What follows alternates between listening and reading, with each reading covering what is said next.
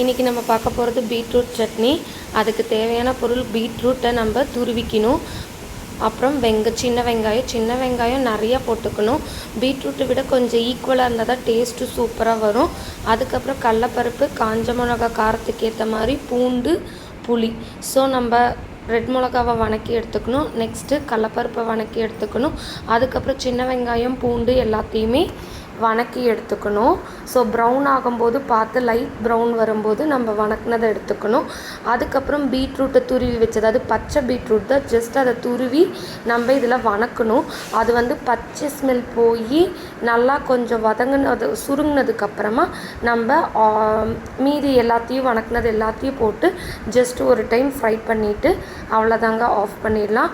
So next நம்ம mixie ஜாரில் எடுத்து எல்லாத்தையும் வதக்கினதை ஆறுனதுக்கப்புறமா போட்டு அரைச்சிங்கன்னா அதுக்கு தேவையான உப்பு, பெருங்காயத்தூள் ஆட் பண்ணிட்டிங்கன்னா ரொம்ப tasty and healthy beetroot chutney ready. இது ரைஸுக்கும் ரொம்ப சூப்பராக இருக்கும், தோசைக்கும் ரொம்ப நல்லாவும் இருக்கும். பீட்ரூட் சட்னி பீட்ரூட் பிடிக்காதவங்க இந்த மாதிரி செஞ்சு சாப்பிட்டா ரொம்ப டேஸ்டியாகவும் இருக்கும், ஹெல்த்தியாகவும் இருக்கும்.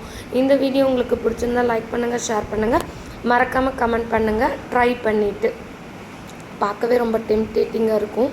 ட்ரை பண்ணுங்கள்.